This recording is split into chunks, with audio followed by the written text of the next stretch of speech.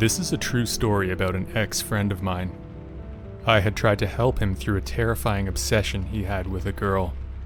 Unfortunately, to no avail. I've always been the type to observe everything from a safe distance. Seldom am I ever brought into drama, but people often come to me for advice. I've given the best and most sound counseling to friends, but this particular guy I knew was beyond any form of help. The guy, we'll call him Andy, made no effort to cover up his psychotic behavior. From mumbling out loud to himself in public and being physically harmful, Andy was quite the basket case. He also had a twin brother who was quite the opposite. Friendly, charismatic, and very down to earth. I knew very little about him at first because I liked to keep to myself. We had gym class together, and when we would walk the track, I had my headphones on most of the time. When a girl began walking around the track with Andy and conversing with him, I instantly noticed because I overheard them talking about some heavy metal bands that I also enjoyed. I'm not really sure how I wound up becoming friends with them, but maybe one of them made a move to hang out with me. Our group consisted of Andy, the psycho, Krista, Mac, myself, and 2 other girls. We also had our subgroups. Krista and the other 2 girls were really into anime, while Mac and I would get into deep conversations about the mysteries of life. Andy, on the other hand, mostly sat and listened to Krista. He had an obvious crush on her, and by the middle of the school year, everyone including Krista knew how desperate he was for her. Krista stated that she didn't date because her father was very protective. Despite her efforts to pull away from him, Andy was practically on top of her, forcing hugs she awkwardly yanked away from, and making it known that he wanted her. On one occasion, she'd blocked his number, realizing that it was a mistake to give it to him in the first place. He managed to steal her phone and unblock his number. After we confronted him about it, he admitted to blocking his twin brother's number in her phone as well. Andy absolutely hated his twin, and never wanted to be compared to him, which is understandable because his brother was the charismatic one with lots of friends. Andy said on multiple occasions that he wished his brother was dead, and joked about the joyful thought of killing him.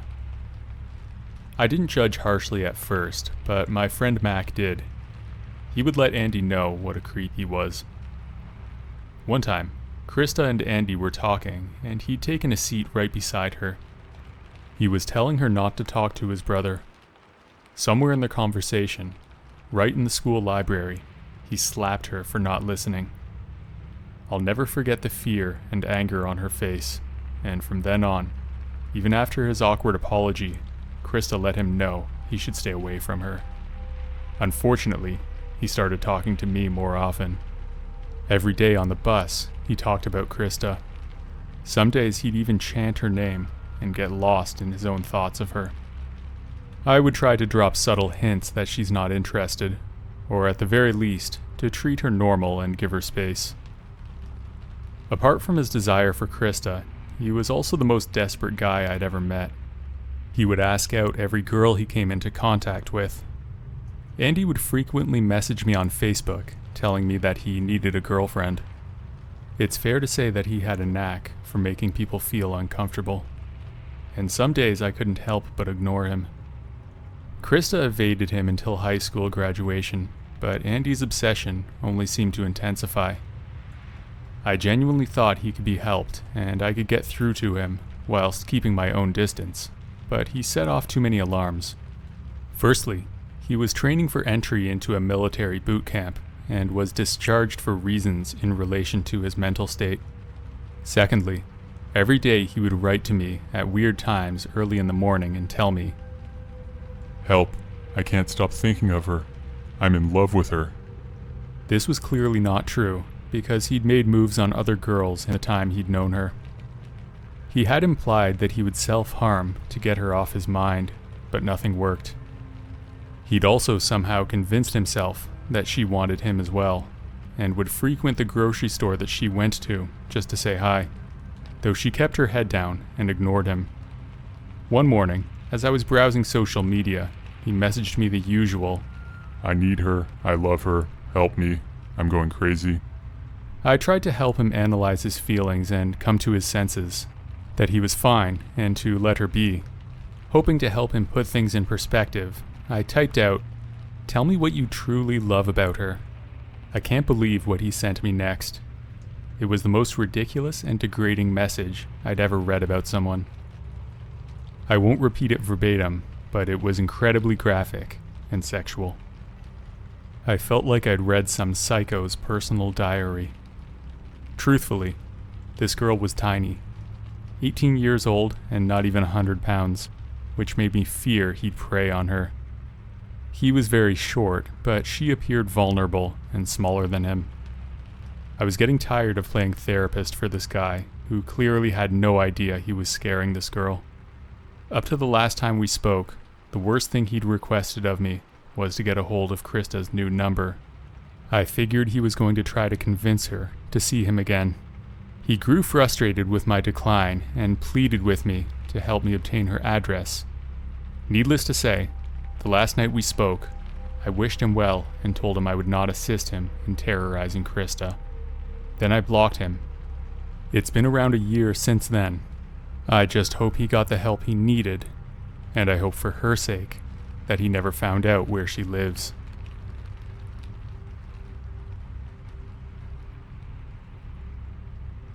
This happened to me 2 or 3 years ago.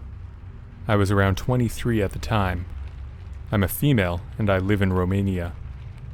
One night, I was coming home from class. My classes start at 6 p.m. and end at around 10 p.m.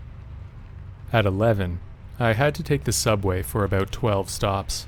The destination where I had to get off was at the end of the line for the subway. At that time, there wouldn't be many people riding the train. I'm a pretty solitary person. All I need is my headphones and music, and I'm good to go. I plugged in my music and picked the furthest chair on the subway, far from the only 2 people that were taking it with me. So far so good, until I saw, out of the corner of my eye, a silhouette approached me and sat right next to me. It was a man, fairly built, dark hair, wearing glasses, and a black shirt with a black hoodie and a sickening smile. He didn't engage with me, but just stared at my phone as I was browsing through my music. I could hear him breathe heavily, not painfully, but still like he was feeling something very strongly. I felt uneasy, so I decided to change seats and go even further back in order to avoid him without looking like a freak myself. I picked a new chair, sat down, plugged in my headset, and proceeded with the remaining 6 stops on my way home. I saw the silhouette growing larger and larger, and I felt a breeze on my skin. I realized it was the guy sitting next to me again. He glanced my way with dead eyes, a big smile, staring right at my phone. I panicked. There were still 4 stops to go. I had nowhere to hide. I looked over at the other person in the subway and tried to sit next to her, thinking that strength comes in numbers. She was no longer there. I started shaking a bit, but not allowing the creeper to notice my vulnerability. I stood up, went to the door, and just decided to stand there until my stop came. That way, he wouldn't be able to sit next to me. Unfortunately, he came right after me and sat on the chair right near the door, and because he couldn't see my phone from that angle, he fixated on me instead and said, "Hi, gorgeous. Why are you avoiding me?" I freaked out as I looked at my phone, trying to call someone for help. The man stopped me by saying, "I know no one will help you. You would have sent an SOS message by now. I know you didn't." That moment, I realized I was cornered. He had been focusing on my phone to see who I was talking to, trying to figure out if I would panic.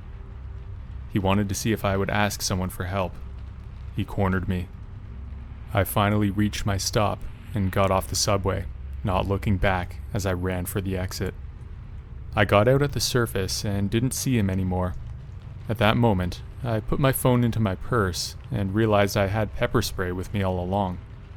My heartbeat came back to normal, as I knew that I at least had some way to defend myself, but I was still a long way from home. and who knows if he was alone. I walked rather fast for 5 minutes from the metro station. Just then, I felt a hand grab my wrist and pulled me back. Another hand covered my mouth so I couldn't scream. It was him, the same man with the black hoodie, dark hair, and dead eyes. He was furious and said, "You running from me? How dare you run away from me? You should be honored that I give you attention." I'm a larger woman, 80 kilograms, 175 centimeters tall, so I guess he thought men wouldn't find me attractive or something, and that I should feel lucky that he's even interested. My phone was in my bag, so I couldn't call the police, and I couldn't reach my pepper spray. Not knowing what else to do, I did the most desperate and disgusting thing I could think of. I played along. I hung my head and mumbled, "I'm sorry," while his hand was on my mouth. He took his hand off, and I repeated that I'm sorry. He let his guard down and took his hand off my wrist. He asked me for my phone number and address, but I refused, saying that I'd rather add him on Facebook, to which he agreed. I told him I'd reach for my phone, but instead I picked the pepper spray and sprayed it all over his face. I made sure to cover both eyes, nose, mouth, even his ears and hands. He instantly turned red, suffocating from the pepper spray. I called the police and told them what happened and what I did. They asked me if he was immobilized, to which I said yes, because the effects of the pepper spray last for 45 minutes. The police arrived 5 minutes later to see me shaking, and the man was on the ground, swollen like a pumpkin, throwing up and swearing between gasps of breath. He was arrested, and the police told me that they had been looking for him for this past week because they discovered a body of a 24-year-old woman in his apartment. A larger lady, 177 centimeters tall and 75 kilograms. Red hair, like mine. I don't know for sure what he wanted with me. I figure he targeted me because of my physical appearance, since it's similar to the other victim. Although I got away that day, I will never feel comfortable in the subway alone. This man is going to jail for a long time, but if he gets out, I hope we never meet again.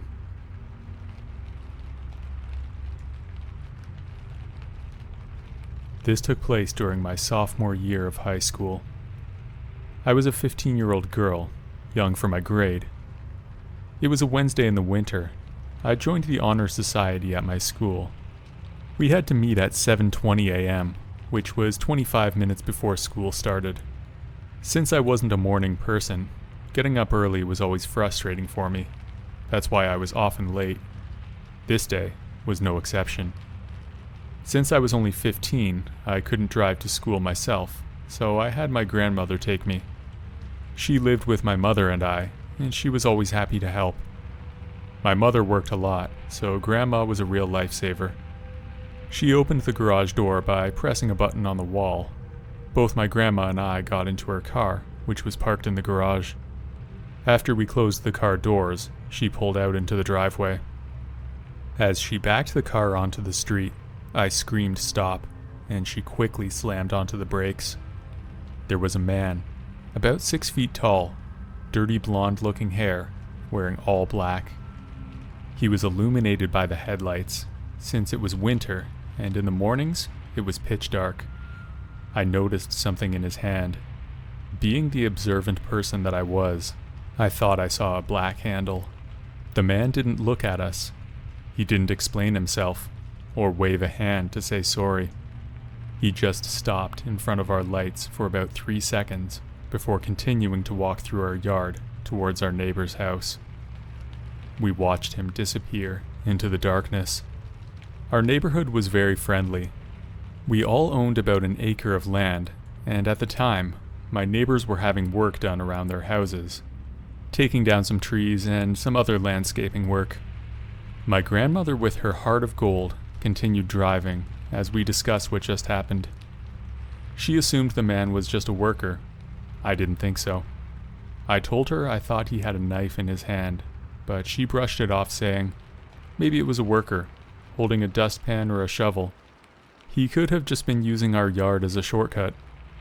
However, something told me I had to warn my mother, so I began trying to text her, but the texts weren't sending. Nothing was going through. Eventually, I was able to get a text. "Lock the door," I told her. But when she replied, she didn't understand. She questioned me by saying, "What? Why?" At that point, I called her, quickly explaining the situation and yelling at her to bolt the door. She did, and not a second later, a man opened our screen door and tried to open the main door as well. When he realized that it was locked, he tried to kick it down. My mother then called the police. I don't know how quickly they arrived, but we lived in a small town, so I assumed the response time was quick. When the police arrived, she told them what had happened, and they wrote up a report. Later that morning, the man was found a couple blocks down. He tried to break into some of the other houses. Eventually, he broke into the wrong house and was chased off by one of my neighbors who had a shotgun. The man was caught and arrested shortly after, and he had a large butcher's knife. This story could have ended much worse, but it holds a lot of what-ifs. What if I hadn't been late? What if I hadn't gotten a hold of my mom? And the biggest one of all, what if I wasn't with my grandmother and she tried to talk to him? I'm now a junior in high school, and it's been about a year, but the effects of this encounter are still haunting me. I'm afraid to be alone. I will double and even triple check locks and listen intently to the sounds of my house when I'm trying to sleep.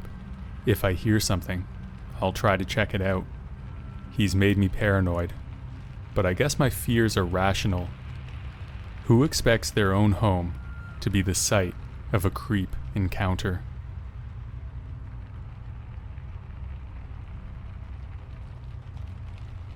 This happened in January of 2016. I went to the shopping center, which was around a 30-minute walk from my house. I had taken the bus up there, but it only stops at the shopping center once an hour. I would usually take the bus home, but this time the bus wasn't due for another 45 minutes. I had done what I needed to do, and my 10-year-old brother was at home alone. My mom had no problem with me leaving him alone for an hour or two, because he can take care of himself for that amount of time. So I decided to walk back to my house instead of waiting for the bus. On the way home, I saw a man, maybe 40 or 45 years old, walking in the opposite direction to me. I was walking south, he was walking north. As he turned the corner to walk towards me, I got the impression that he didn't look right. Probably because as he was walking, he was just staring at me.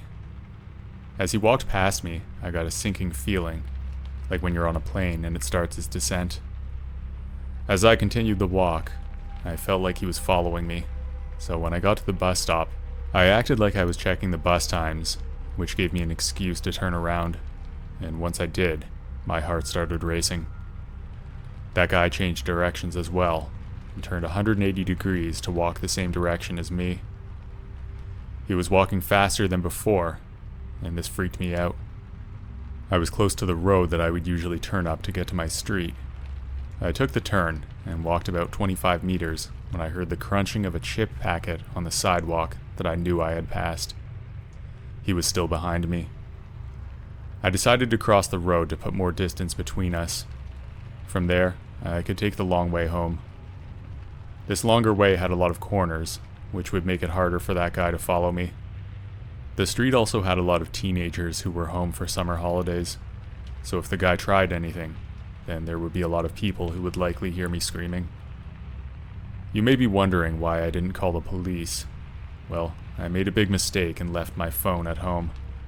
Even if I did have it, I probably wouldn't have called for fear of provoking something. I'm about 172 centimeters, and I weigh 64 kilograms. Even though my weight is mostly muscle, I'm not large enough to take on someone who's 2 meters tall and double my weight. The next time I turned around to look behind me, he was still there. That was when I started to make my plan to get back to my house. I turned the next corner and sprinted along the path as quietly as I could. I was on my side of the street by then. If I was going straight home, I would have gone left, but I went straight ahead towards a small park that was just up the street from my house. The reason I did that was because I could go through the park and around to get back to my house. As I was crossing the road to get to the park, I looked back and I saw him jogging up the path that I'd just come from. He saw me and started sprinting towards me. Luckily, I had a 150-meter head start. I ran through the park, up and around to the left. The area around there is like a maze, so this gave me an advantage. Once I was behind the park and out of sight, I continued sprinting for a house that had an old shed in its front yard. The shed was empty, and the door was always open, so I hid in there. I was able to see through a window, and he was looking around for me. He then walked the way that I was planning on going to get back to my house.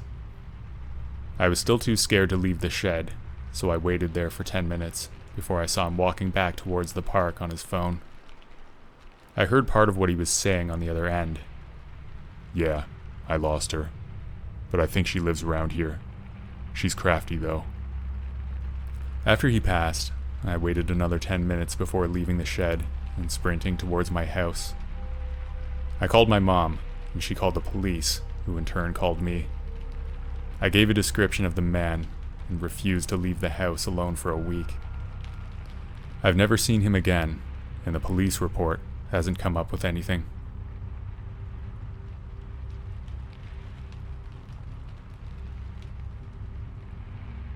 This happened around 3 years ago.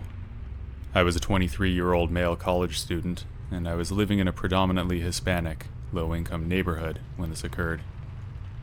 About 5 minutes after my Pizza Hut shift one night, I decided to walk across the street to buy a couple tall boys at my local liquor store. I was excited for the weekend, so I could sleep in the next morning. As the cashier was handing me my bag across the counter, a muffled yet short female scream rang throughout the store from outside. I distinctly remember how pitiful it sounded. The cashier and I made the kind of eye contact where you're both thinking, what happened? After a brief silence, he just shrugged his shoulders and told me to be careful getting home. I nodded my head and started out thanking him over my shoulder. I know it seems like we may have underreacted, but honestly, you hear and see a lot of crazy things living in this city, especially at night. In addition to not wanting to get mixed up in something, you don't just call the police over anything, especially a random scream. Even with that being said, thinking about how the scream sounded gave me a mixture of disgusted anger and cold fear. My heart speeding up at this point, I opened the liquor store door slightly and looked around outside. After hearing and seeing nothing but traffic for 15 seconds, I decided to start walking home, head down, ears and eyes open. But as soon as I rounded the liquor store corner, I was greeted by an obviously intoxicated, but somehow steady, short, stocky man with a scratched up face and really stretched out shirt. I assumed he was one of the few drunks who live in a small but dense patch of forest about 12 feet behind the store, so I completely disregarded him and continued walking. At first, something about his behavior caught my attention. He looked extremely nervous, as if he were up to something. Also, I could hear a faint, almost non-existent gurgle-like sound coming from the trees. Immediately, I began to suspect that he had something to do with the scream I'd heard just minutes before. Upon making eye contact, he quickly caught on that I suspected him. How are you? He awkwardly asked me, smiling way too much and motioning for me to follow him into the darkness behind the store. I pretty much told him to screw off and continued walking at a much faster pace, looking behind me every 16 or so steps. I began wondering what the hell that noise was coming from the woods and why the man was acting so shady. Maybe I was overreacting though. Maybe the sound was just an old pipe or drain nearby. Maybe he was really just a drunk and didn't want me to call the cops on him for public intoxication or something. About 5 minutes later, while I was walking down a dark and isolated stretch of road about half a mile from my apartment, out of nowhere, the man I'd just seen burst out of some shrubbery about 12 feet from me, and he was wielding a large machete. I immediately went into panic mode and threw my beers at him, then began running as fast as my legs would carry me towards my apartment building. I hoped I had enough strength left within me to make it. I then realized that I should have ran back to the store, because it was closer. But as I started running, he came from behind, and the rest was instinct. He was initially so close behind me that I could swear I heard the blade cutting the air as he swung at me. I honestly expected a machete blow to the neck or head at any second. That's a very unique, very hard state of mind to be in, knowing that you could die at any moment. The worst, most gruesome thoughts of me being murdered began to fill my mind. Would I trip, only to have a defensive arm hacked off right before my eyes? Or would I be halfway decapitated, mid-stride, falling hard and bleeding out as other parts of my body were cut away? Tears filled my eyes when I thought of how my family would feel knowing that I was hacked to death, bleeding out on the side of a dark road alone. I began to scream, half out of desperation, half out of fear. I know it sounds cowardly, but you can't really judge until you're being chased down by someone who literally wants to hack your body apart. I eventually made it home. Some part of me knew I'd lost the guy before I got there, but my fear and adrenaline refused to let me stop running. I collapsed as soon as I made it inside, and tried not to go into cardiac arrest from running so hard. I tried to remember everything I'd learned in the army about the 2-mile recovery drill. It helped a lot. Anyone who's been in a remotely similar situation can understand why I never called the police. After some much-needed water and heavy breathing, it was 30 minutes before I could even put together a chain of complete rational thoughts, by which time the guy would be long gone. After double-checking all the doors and windows, I fell into a paranoid sleep, gripping a kitchen knife soon after. The next day, I came to find that a younger teenage girl had been killed behind the same store around that time. As far as I know, the guy has never been caught. I'm 120% sure that the scratched face and stretched shirt on the man I'd seen the previous night were remnants of the poor girl's futile attempt to fight off her killer. I also realized that the suspicion he saw on my face was enough for him to want to kill me, since he must have thought that I was a witness or something. The girl had only gone there to buy some orange juice for her mother. The liquor store was the closest carrier of OJ in the area. I can't help but feel kind of guilty though, and I feel so horrible for the girl's family, especially her mother. If I called the police then and there and went back inside, would he have been caught? I remind myself that things played out the way they did, and that I can't change the past. I can never be 100% sure that he was the killer, but I'm almost certain that he was.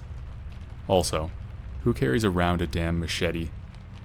Nevertheless, Michael Myers, machete-wielding killer, let's never, ever meet again.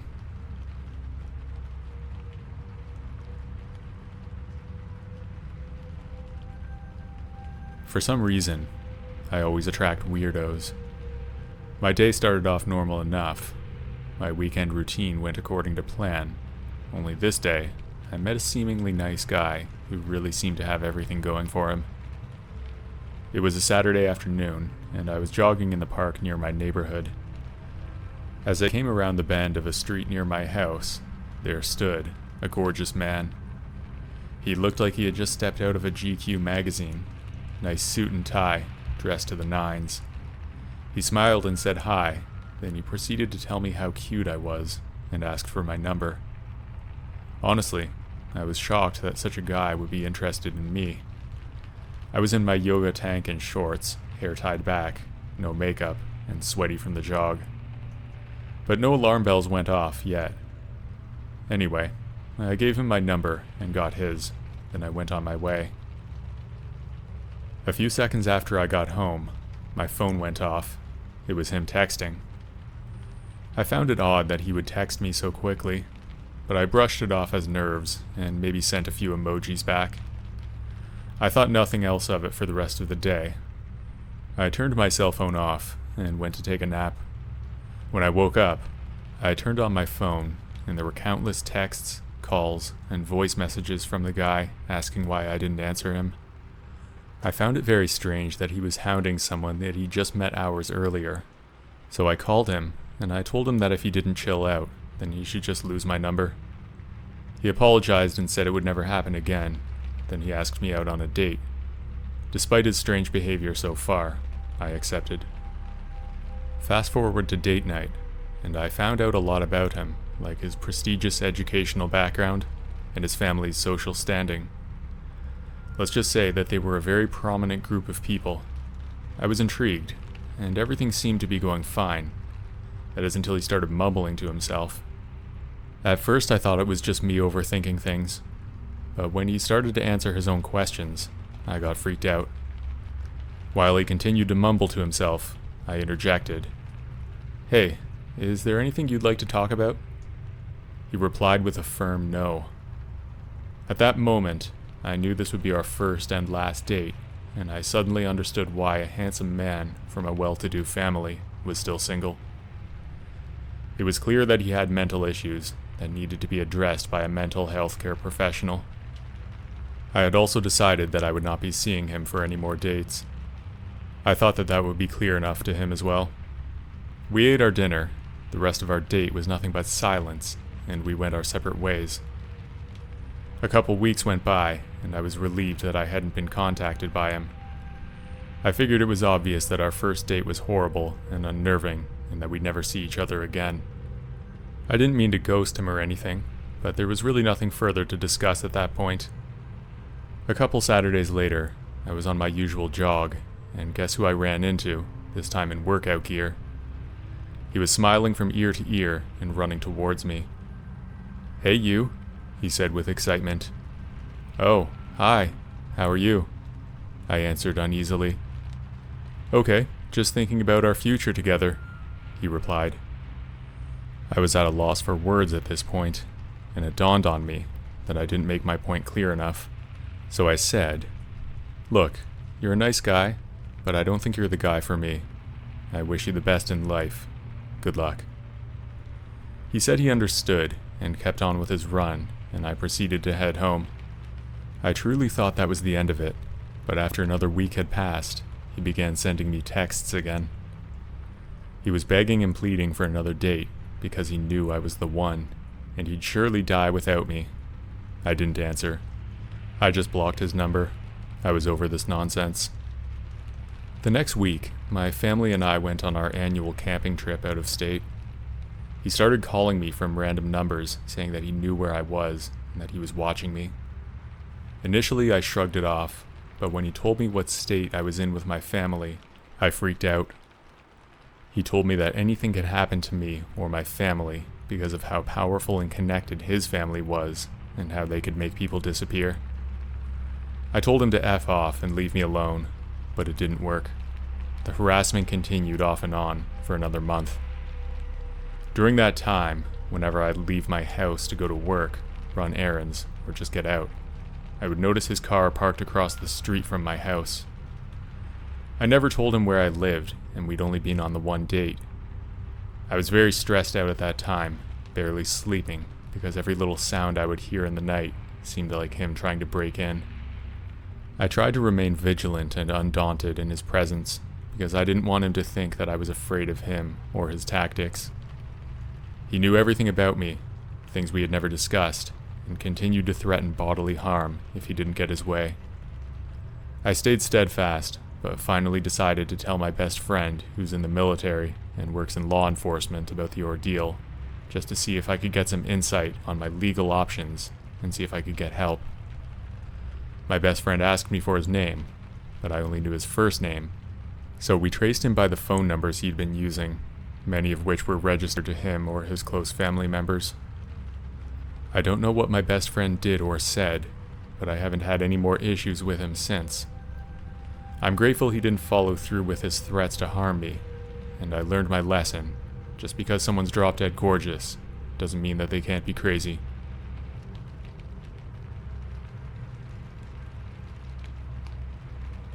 I'm 17 years old, but I often get mistaken for 21 to 24 because I got into university early. First of all, let me start off by saying that I'm used to being stalked. I guess since I have the face of a child, but the height of an adult, that attracts creepers, so I'm used to it. I've actually made up a system for how to check if a stalker is dangerous or not. This story happened about 4 or 5 months ago. I was a student at a university in Marbella, Spain at the time. I'm the kind of person who likes to get to class before everyone else. One day, I was walking to the university early in the morning. There weren't any sidewalks, so the students had to walk on the side, if not in the middle of the road. I was listening to music, but I still heard the sound of a car creeping up behind me. I thought it just wanted to get by, so I moved to the side. I pulled my earbuds out, just as a safety measure, and looked at the driver. He was almost leaning out of his window entirely, staring at me creepily. His eyes looked as if they were about to pop out of his face. They were the eyes of someone who does a whole lot of drugs. Being a little startled by this, I pretended to walk on as if nothing was wrong, occasionally glancing at him. I had seen him around before. He and some of his companions would go up to a lot of the girls at my school and try to talk to them. He would try to get them inside his car and take them back to his house. Some of the girls even caught the men trying to take pictures of them. Every time anyone would pass their small shack of a home, there were 4 or 5 men who lived there. It stunk of weed. Now that I think of it, I wonder why the police never did anything about them. I had finally reached the tunnel that you have to cross to get to the university trail. It was a rundown road up a hill, with nothing but farms around it. Very convenient. I still heard the car creeping behind me, and it was getting slower as I got closer to the tunnel. I sprinted as soon as I reached the tunnel, out onto the trail. I hadn't stopped running till I reached the university's main building. I had looked back and saw the car made a U-turn at the head of the trail and disappeared into the distance. Panting, I tried to open the building's door, but it was locked. I pulled out my phone and quickly called my friend, then asked her why it was closed at the time. Turns out it was a holiday, meaning that I got up with no reason to be there anyway. After collecting myself, I walked back down to the trail stealthily and glanced around everywhere. The car nor the man was in sight. Relieved, I decided to walk through the tunnel at ease. Once I was back on the road, I heard the familiar sound of that car creeping up behind me. I took a quick glance over my shoulder, and I could see that it was that same creeper guy, still staring at me, with half his body sticking out of the window. Thinking quickly, I remembered that there was a small fence up ahead that I could jump over, and then it would land me right into a forest. A forest with lots of cover that I know like the back of my hand. I jogged up to the fence and leaned against it facing the road and the car. Then I pulled out my phone and pretended to text someone, but I was actually filming the guy's actions.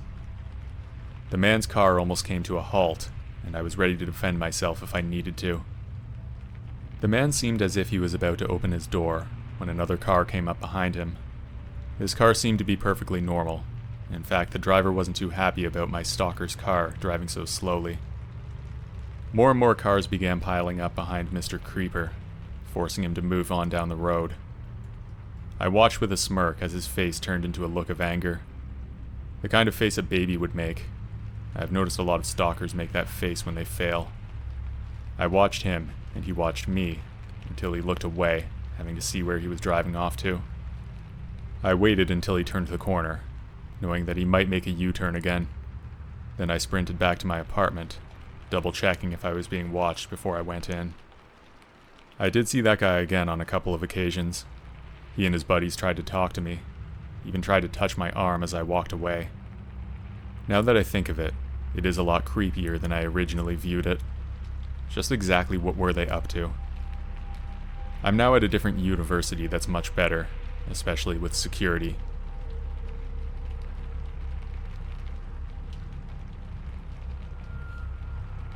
This happened just a few days ago. I'm an 18-year-old female, and I live in a small town in Australia. I took my 12-year-old Jack Russell mix for a short 20-minute walk down the road at around 7:30 p.m. The sun was just starting to set, and I could see, but not too well. That could have just been because of my poor eyesight, but I was still able to manage without a flashlight. We had just made our loop around a small community garden. As I was leaving through the gate, I looked to my right and saw a person in all black headed towards me. I was also wearing all black, so we both must have looked pretty suspicious. Out of panic, I crossed the road. The dark figure did the same, not more than a second later. I'm a naturally fast walker, but I forced myself to go even faster. All I had to do was cross the road one more time, then turn right and go past a few houses and I would be home. I started walking even faster, but not so fast so that it would be obvious. I crossed the road and turned right. The person didn't cross the road, but he did turn right and stayed on the other side of the road. I knew that if he crossed, I could run, and I wasn't too far from home. When I got into my yard, the person stopped across the street. At this point, I realized the door was locked, and I didn't have a key. The person just stood there, looking at me. I rang the bell and started pounding on the door. My older brother answered it, and that person made his way into our yard.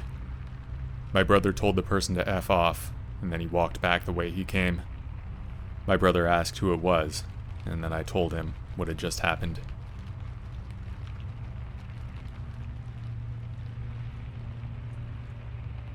This all began in late July of 2012. I come from a small town where everyone knows everyone. I had just turned 18, and like most 18-year-olds in my town, I like to go drinking down by the beach and also have a bonfire. I would go with my regular group of friends who I would hang out with. We would often go to the bigger cities to find things to do. I was out with a close friend of mine, we'll call him Adam. Adam and I decided that we wanted to go and see a movie in the big city. After saying goodnight to my parents and hopping into Adam's car, we went to the movie theater and had a pretty good time.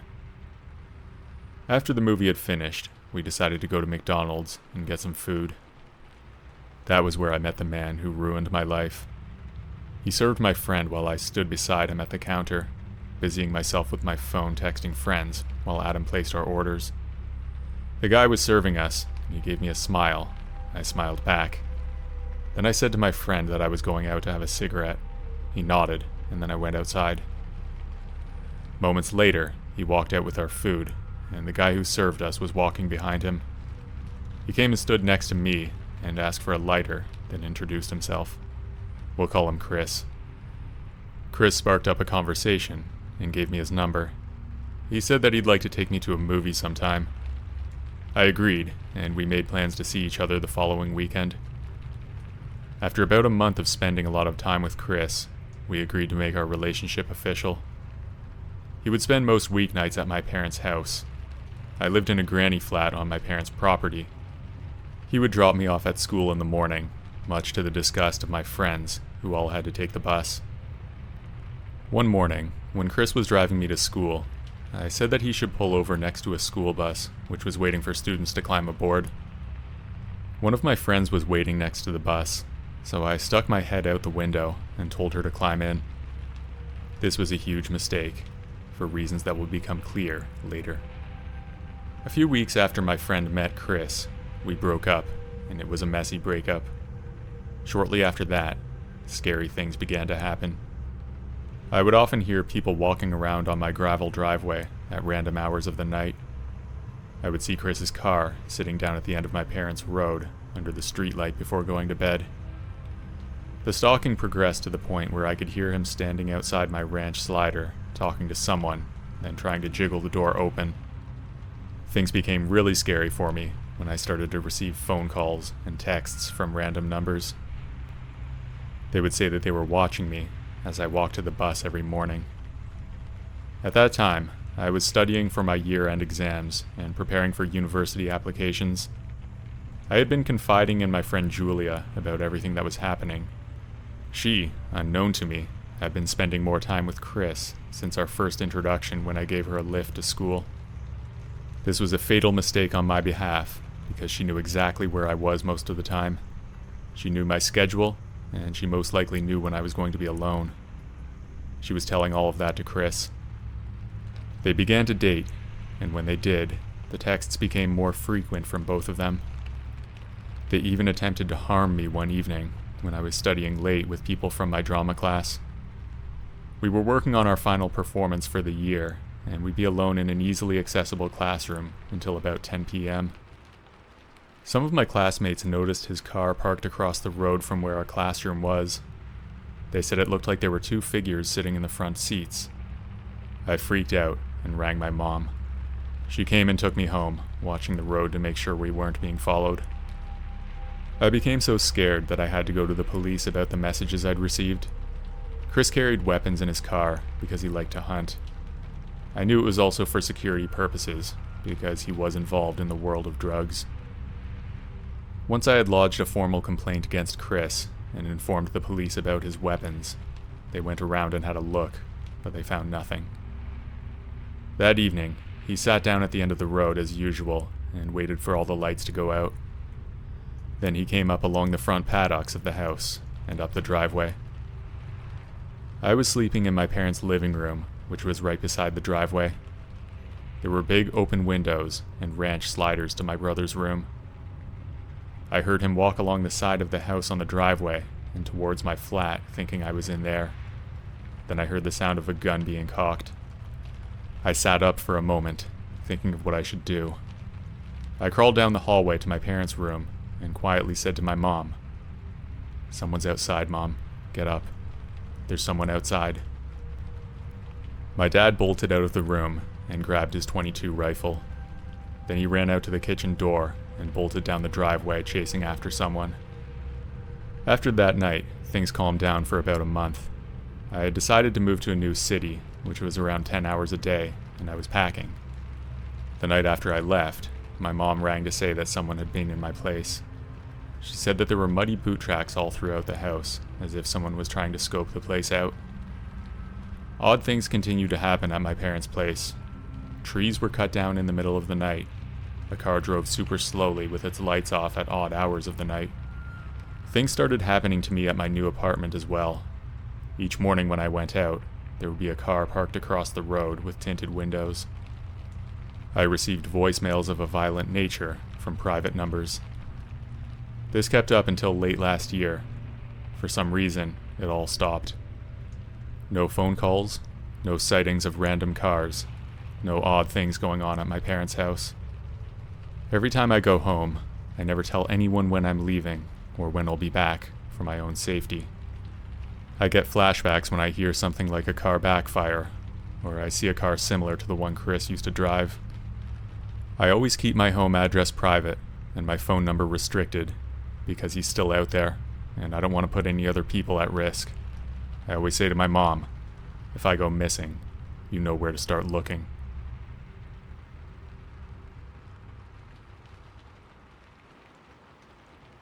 I'd been working at a diner on the main street where I live for 2 years.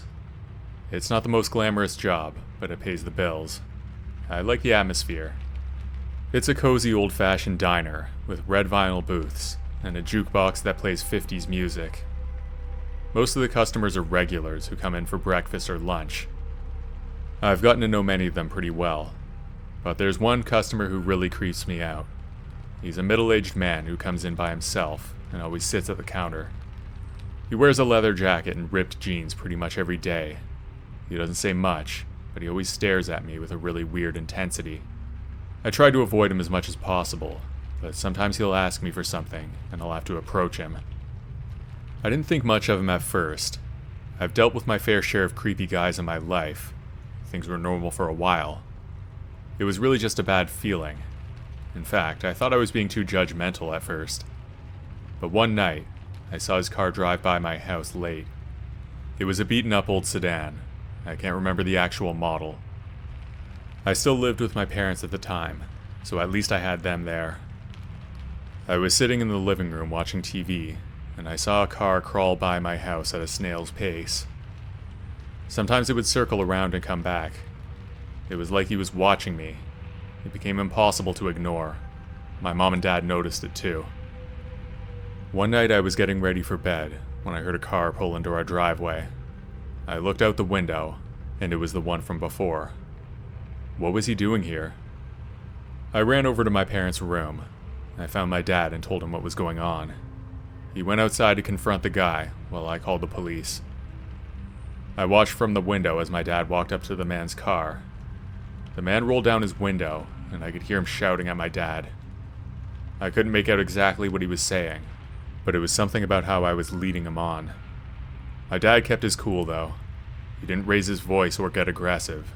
He just calmly asked the man to leave and never come back. That's when things took a turn for the worse. The man suddenly hit the gas pedal and tried to run over my dad with his car. My heart nearly stopped. I thought my dad was going to get run over right in front of me, but somehow he managed to get out of the way at the last second. The car slammed into our house and put a large dent into the vinyl siding. One of the car's headlights smashed and left a trail of broken glass as he backed out. The man sped off down the street. My dad was standing there in disbelief. Police arrived a few minutes later. We talked to them for a while, and then we showed them the security footage from our cameras. It was all there. The man's car driving by our house, pulling into the driveway, and then trying to run over my dad. They were able to track him down and arrest him that night. It turned out that the man had been stalking me for weeks. He had followed me home from work a few times and had gone through our trash. He had a history of violent behavior and had been in and out of jail for years. I couldn't believe that someone like that had been coming into the diner where I worked, watching me and making me feel so uncomfortable. I had always thought of myself as a strong, independent person who could handle anything, but this showed me that there are some things in life that are beyond our control.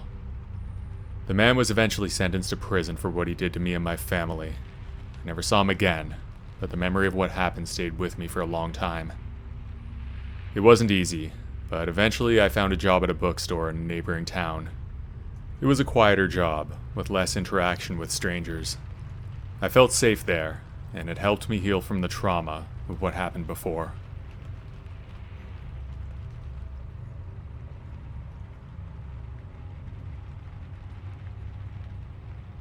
For context, I'm a male.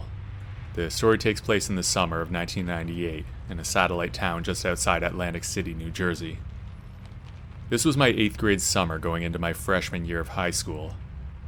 That summer, my mom and dad were having our first family house built, so we were actually living with my older brother and my sister-in-law. So I was without very much parental supervision a lot of the time during those months.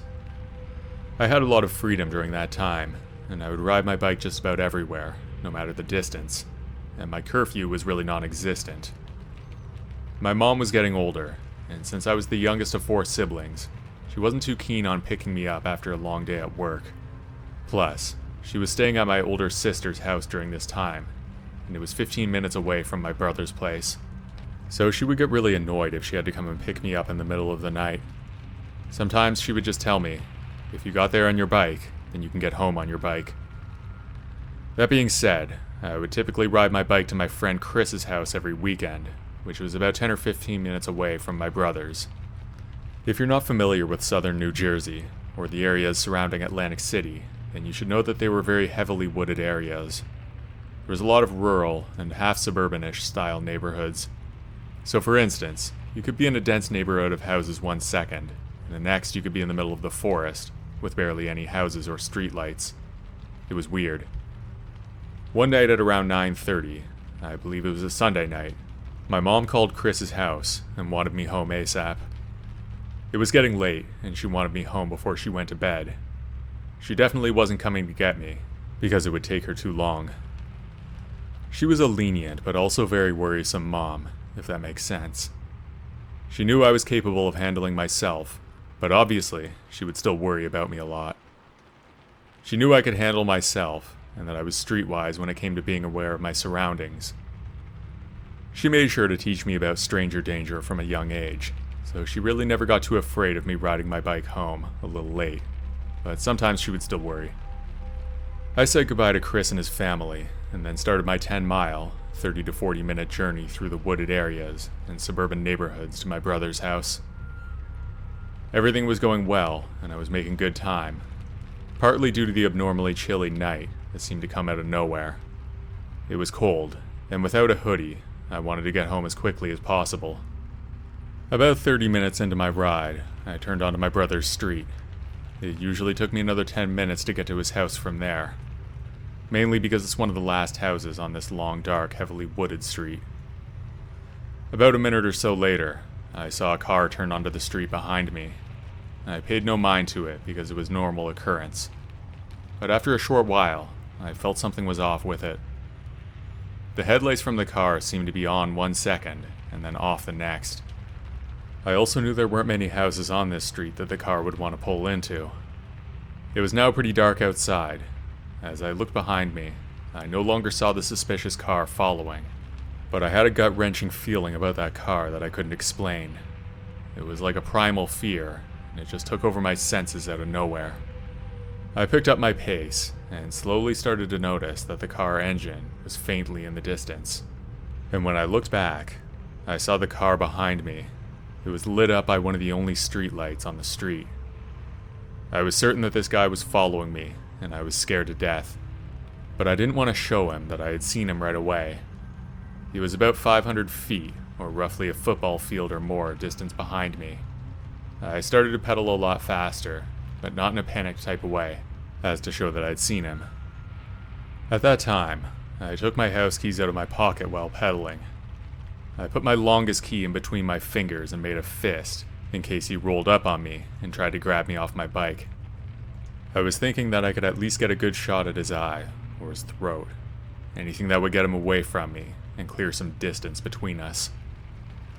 I was about a little more than halfway home, and during this stretch, the street was dark with almost no houses and no streetlights.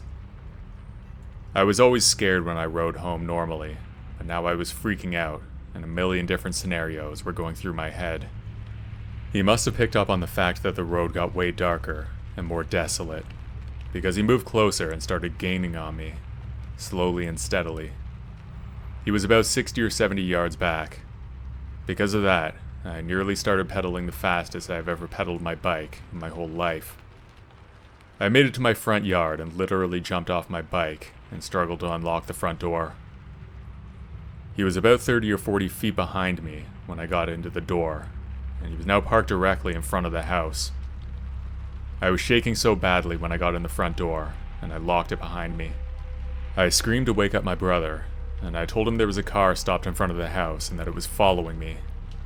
My brother John sprinted out of his bedroom and ran outside to confront the guy. The car stayed there in the street, and my brother stayed in his yard with his hands up. The car then turned its lights on. It stayed in park for some reason, and it seemed like it was there for 10 minutes or more. The whole time, me and my brother felt like this dude was going to shoot us or something, because he was just stopped there on the street. By this time, I was able to get a good look at the car, but I couldn't see inside because of the dark and the tinted windows. Suddenly the standoff ended. He did a quick 3-point turn and sped away back the way he came.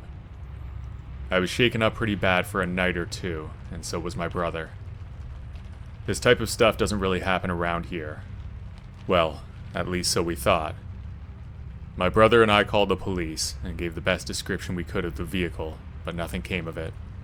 Nor did we see it around there ever again. But what's truly horrifying is that a few months later, there were a few attempted kidnappings of kids my age in the same area. The car they described matched the description from the one that we saw that night at my brother's. Thankfully, the kids got away, but the guy was never caught. I'm guessing he's still at large to this day.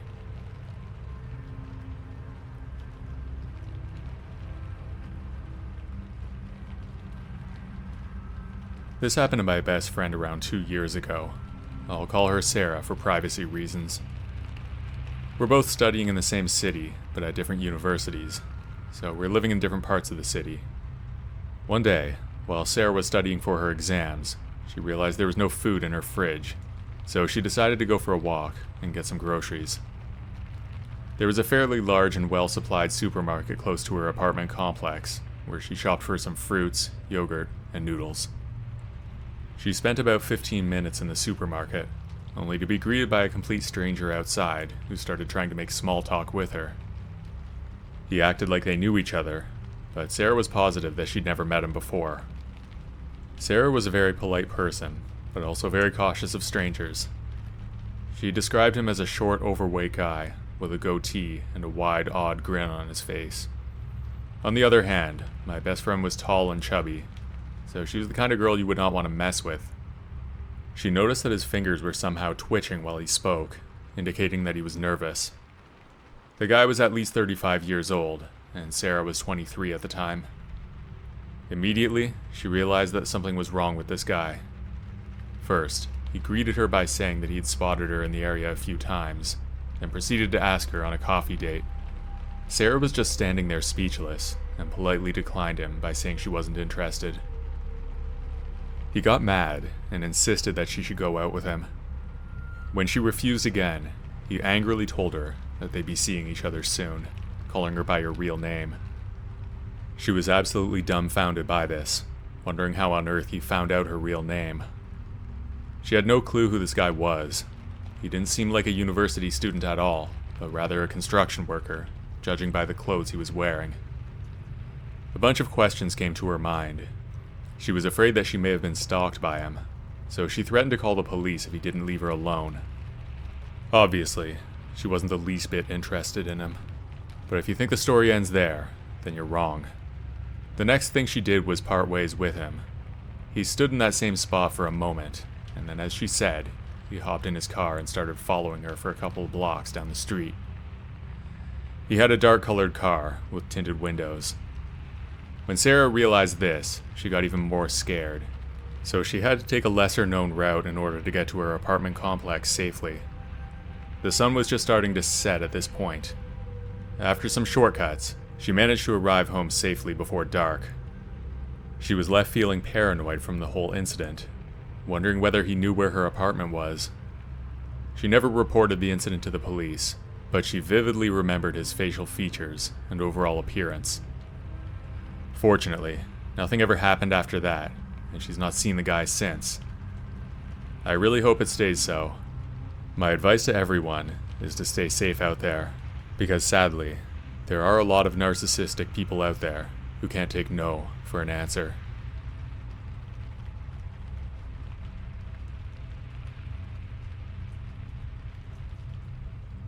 Hi everyone, I'm from the UK, and this happened to me back in 2015.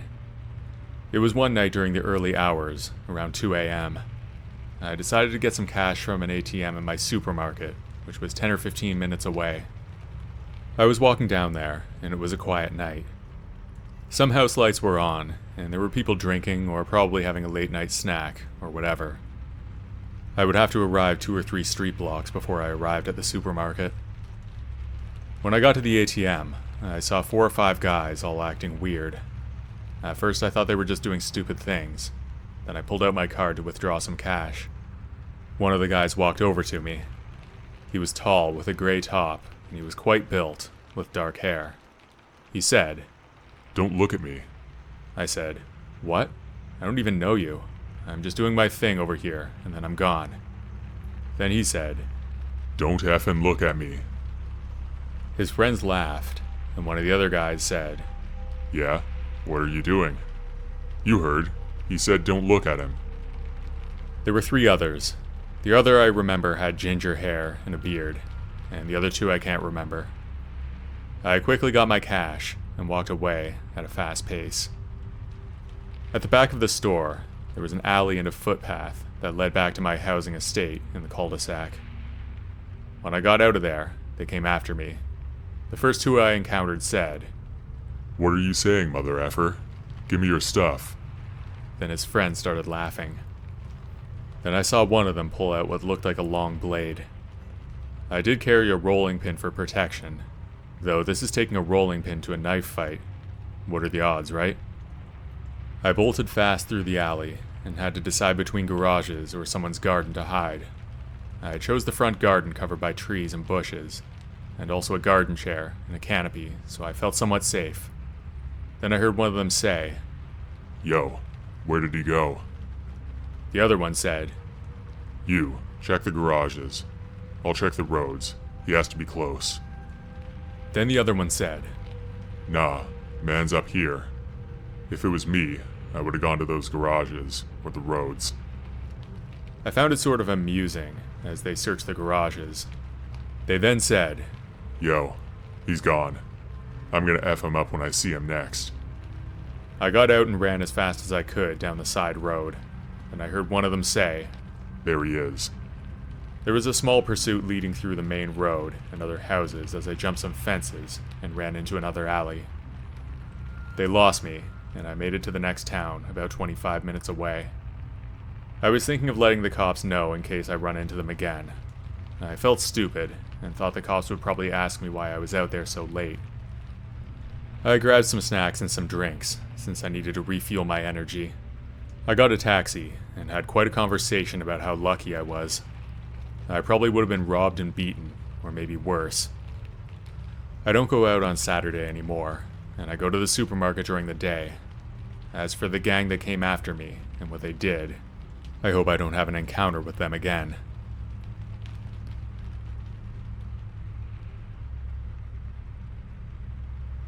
This incident happened in 2018.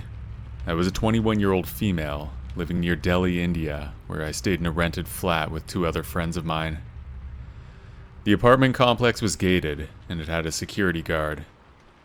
I was pursuing my master's at the time, and I was also enrolled in a training program which I used to attend after my classes, so my weekday routine was pretty packed, from 8 a.m. until 4 p.m. I would then attend classes at the university from 5:30 until 7 p.m. I would be at the training center. My friend and flatmate, who I'm going to refer to as Nikki, was also attending the program with me. On this particular day in late November, the sunset was definitely early. Also, the sky seemed a little cloudy. Me and Nikki stepped out of the training center and began a 10-minute walk towards the bus stop. We were running a little late that day due to an extra class. While walking to the bus stop, we had to walk through a small park, and it was not only a shorter route, but we could also avoid the traffic. We stood there for a few minutes, awaiting the bus, and by the time the bus arrived, it was past 8. It was a 20-minute ride to our stop on the highway. To reach our apartment from the stop, we took a path with trees and overgrown bushes that connected the highway to a surface road, which had an intersection. We needed to walk on this interesting road, and then turn on our right to walk ahead until we reached the entry gate. The walk took us around 15 minutes. This was the shortest route. There weren't any houses on this particular road, just a school building with huge walls and a large compound. At night, the roads were usually deserted. We got off at our stop and walked past the bushes. We entered the intersection when suddenly it got dark, and it seemed like there was a blackout. We walked ahead, relying on the moonlight to guide us. We were busy chatting about our class project that we had to submit in a few days. That's when we heard a humming sound from behind us. We turned around to see the figure of a man, walking a little farther away from us. We couldn't make out much because it was dark. He was humming a song, and he had a stick in one hand. He was swinging it back and forth. His walk did seem a little weird. It was like he was swaying his body. We weren't spooked, so we just laughed it off and walked ahead. A minute later, we realized the humming had turned into singing. He was singing at the top of his lungs and rhythmically tapping the stick on the ground. We turned around to find out that he had managed to walk closer to us. This still didn't send alarm bells ringing, but we did decide to increase our pace a little. That's when he started babbling loudly. He raised the stick over his shoulder and started matching our pace. It freaked us out. We held each other's hands and began jogging. We made the right turn into our street, and we were hoping he would leave us alone, but when we looked over our shoulders, we saw that he was close behind us. Luckily, the power had been restored, but it didn't stop the man from following us. Jogging on this road, with not a single soul in sight, our last resort was to scream at the top of our lungs if we couldn't make it into the gate. Just then, I saw a dog running towards us. His tail was wagging. It was a street dog, and I remembered feeding him cookies once or twice. As soon as the dog got near us, he noticed the man and started barking at him. We turned back to have a look, and we saw the guy was trying to chase the dog away by swinging the stick. But I guess he was terrified of this barking dog who was blocking his way, so he couldn't come near me. That's also when we were able to get a good look at the guy. He was standing under a streetlight. He wore a white shabby shirt and baggy black pants with an overgrown beard and messy uncombed hair. I just hope the guy didn't hurt this poor dog with the stick. We sprinted and managed to reach the front gate of our apartment. We were both gasping for air as we turned to look in the direction that we came running from. We saw that guy had left his stick on the ground and was running back in the direction we came from. The dog was still barking at him and chased him away for a short distance. Thanks to that dog, we managed to get away from this crazy guy. We have no clue why he was chasing us with that stick. He didn't seem like a homeless guy. Maybe he was drunk or not very mentally stable. Anyway, this was a terrifying thing, but what terrifies me the most is something Nikki said. She said that she was sure that she'd seen the guy on a bench in the park staring at us as we passed him. That same park we walked through to catch our bus. She didn't take him seriously at the time, because it's not that unusual to see random people just staring at you. I believe her, because she's really good at remembering faces, and she was pretty sure it was the same man. That would mean that he was stalking us, but why us, and what were his intentions? We weren't even sure if he boarded the same bus. We never saw him again, which was a relief. This incident did teach us to be more careful of our surroundings. Better safe than sorry.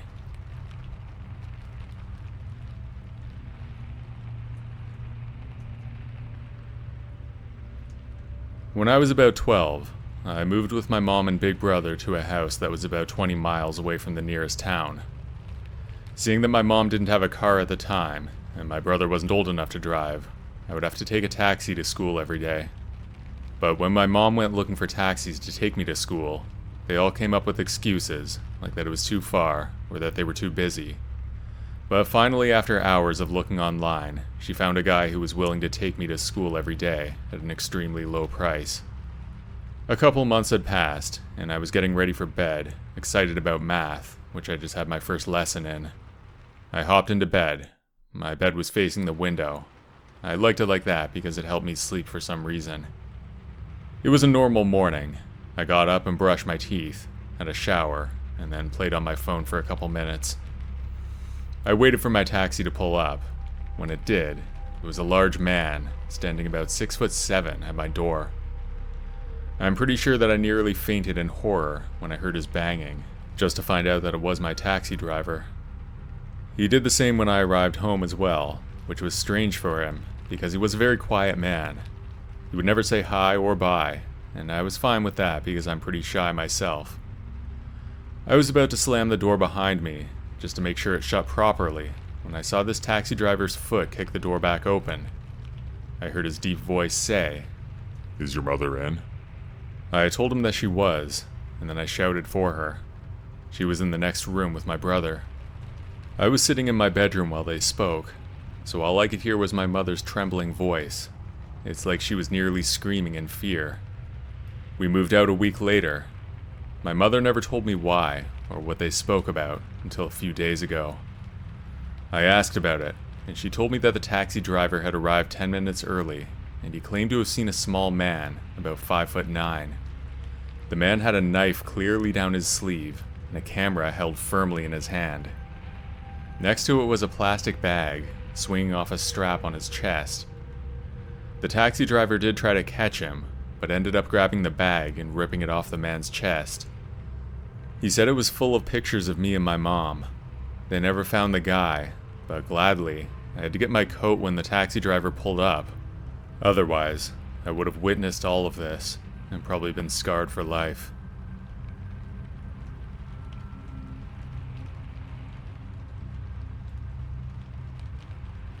I grew up in a small town that was about 15 minutes outside of Paris. Yes, this story takes place in France. For personal reasons, I'm not going to name the town, but in short, let's just say that it's full of a bunch of elderly people who love to give blood donations. I was around 13 or 14 years old.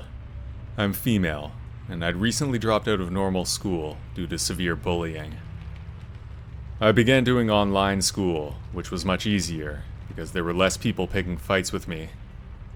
My older sister would leave early in the morning to go to school, while my dad would leave at the same time for work.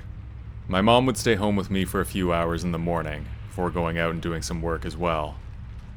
That would leave me home alone all day, until my sister, dad, and mom came back. I didn't really mind being on my own that much.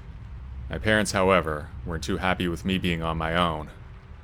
At the time, I didn't pay much attention to their worries or warnings about the growing dangers in our town and in France in general. When I look back on this now, I realize how weird and slightly creepy this was. I'm just going to tell you what was going on in my town so that you can understand some context. Since there were many elderly people, it was pretty easy to break in and rob them. I don't want to sound offensive, but there were these old fat men from Romania. They would come into different towns, including mine, and recruit teenagers to rob houses. In return, they would give them money, drugs, and so on. Usually the teenagers would run up and down different streets and ring people's doorbells. Actually, I should say fence bells. In France, everyone has a fence going around their house, and we don't have guns like in America. Unless you're a hunter and work at a market or something, then there's a lot of restrictions. The teens would come up to people's houses, ring their doorbell, and wait a few minutes. They'd watch the house for a while, and then run off. They usually did this to see who would respond. It was a way of checking to see who was home, or if someone was even home at all. When this happens, it's best to call the police. The teens would usually try to outrun the cop cars. Sometimes, there were fake entrepreneurs who would ring people's doorbells and try to sell them something. They really just wanted you to open the gate so they could get in and rob you. Recently, before this incident, an old lady was beaten and robbed because she opened her gate for 2 police officers. They said they wanted to ask her some questions about a case, but they weren't real police officers. Now that you know about that, my story will make much more sense. The teens running up to people's gates was a daily thing, so we were all used to it. I'm quite a curious person, so when the doorbell rang, I peeped my head out the curtains to see who it was. I have a really good memory, so I still remember what this guy looked like. He had an American-style high school sports team jacket. His hair was slightly spiky, with what looked like hair gel, and he wore dark blue skinny jeans with white sneakers. I didn't think he saw me, since I just stuck my head through the curtains for a few seconds. My parents told me to call the police when this happened, but I didn't feel threatened. Eventually, he left, and I went on with my work. Over the next couple weeks, I'd see him come up and ring the doorbell. He would wait, scan the house, and then leave. This started to happen more and more frequently, and I still never called the police on him. I guess I figured that if something were to happen, I'd use my taekwondo on him and his buddies, but I highly doubted that that would happen. On some days, he would come early in the morning and watch my father and older sister leave the house. He just stood there watching them.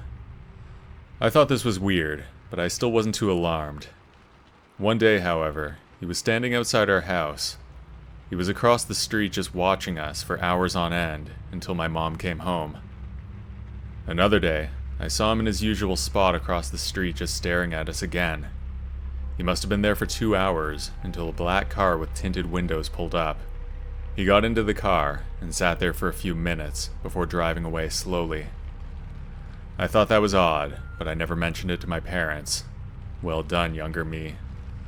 A few days later, I was doing my schoolwork when my mom told me she was going out to buy something. I just nodded at her and continued my work. The following part will be from what my mom told me. My mom had pulled the car into the garage and was about to leave the house when she made eye contact with the teen. He made some kind of a creepy grin at her. My mom felt something was off. She pulled back into the garage and closed the gate. She came upstairs and told me to come with her because she didn't like the way the guy was standing in front of our house. I didn't want to get up and go anywhere, but my mom forced me to come with her. When we pulled out of the garage and we were in the street, my mom closed the gate. I turned my head and made contact with the guy. He looked really angry about something. As we drove away, I turned my head back to look at him again and saw he was turned towards us. He watched me and my mom drive away. He just stood there looking really angry until we were out of sight. Once we were gone, my mom told me how creepy he looked, and she called the police to come to the house. Nothing ever came of this, and our house was never robbed. Now that I come to think of the memory, it's much creepier than I originally thought it was. If he was just checking on the house as a possible place to rob, then why did he look so angry when he saw me in the back seat of my mom's car?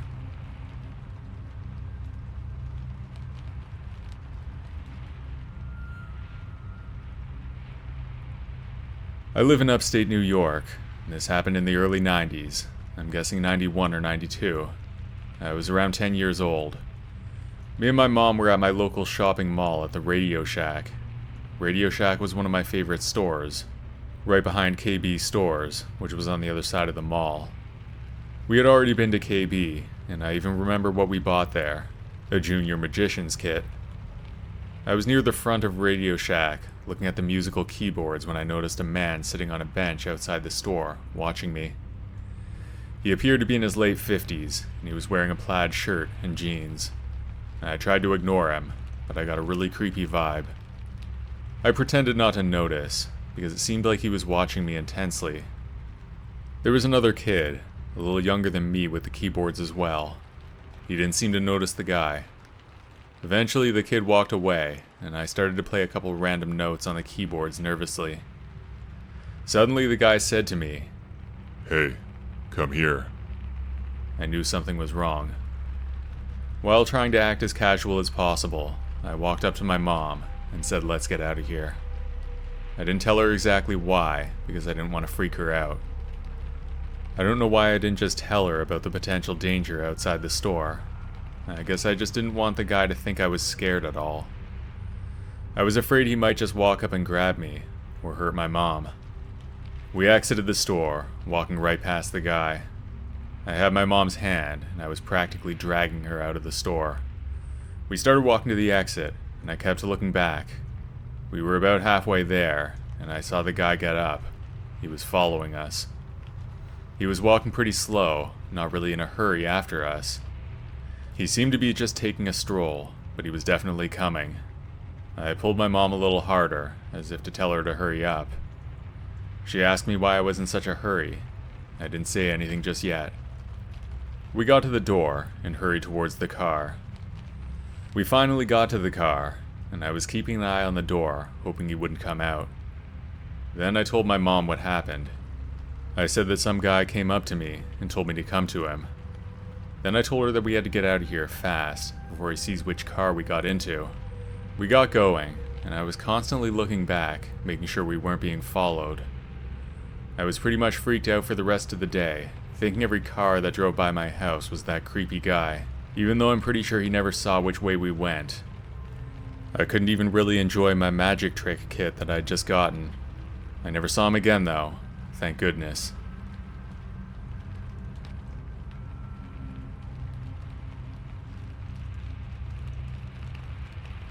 My name's Angie, and I'm going to tell you about a strange thing that's been happening for the last couple of years.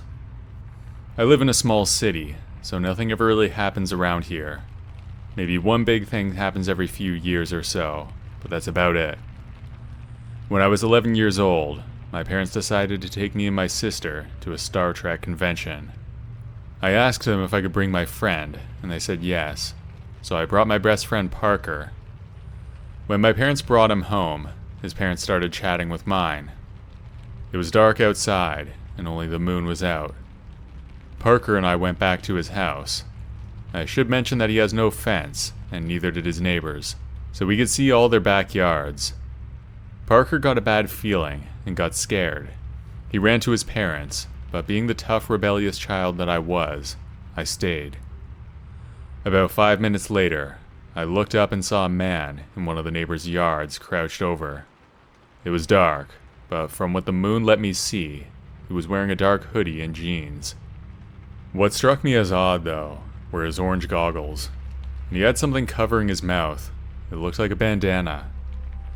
He looked like he was in his late teens, but I'm not sure. I screamed out of pure shock, and he snapped his head towards me. I turned around screaming, and then ran back to Parker and our families. I told them everything, but they blew it off as my imagination. Parker went back there with me, and the man was gone. Later that night, I was in my kitchen drinking some water and spinning in my chair when all of a sudden, I heard a tapping at the kitchen window. It was a slow tapping, like someone was trying to scare me. I looked at the window and took off running to my parents' room. I stayed until they made me go to bed in my room, which at the time I shared with my sister. She's 2 years younger. It was around midnight and I just couldn't sleep. My bed's right next to the window of the room, so I decided to look out. I saw a man across the street with his hood casting a shadow over his face. I couldn't see it, and I stared for a good minute. When I looked away for a split second, he had disappeared. I was really creeped out, and decided ice cream would make me feel better, so I went into the kitchen and had some. I started to hear tapping at the window again, and I thought I was just hearing things. Fast forward to 2 years later, and I have my own room. Everything is normal now. Nothing weird happened, but all of a sudden, I heard a loud tapping at my window. I looked to check if anyone was there. This went on for 3 months. I looked out my window and saw that same man with the orange goggles looking at me. I calmly walked into the kitchen and asked my mom to help me with my homework. I tried to forget what I saw. My mom started helping me with the homework when I got a strange feeling. I looked out the window and saw the man again, but he ran off after he noticed that I saw him. To this day, I've not said anything to my family because they would call me possessed or crazy. But to this day, I still see the man with the orange goggles around, and it terrifies me. I'm having a hard time sleeping now, so I'm gonna seek help soon. Hopefully, he leaves me alone.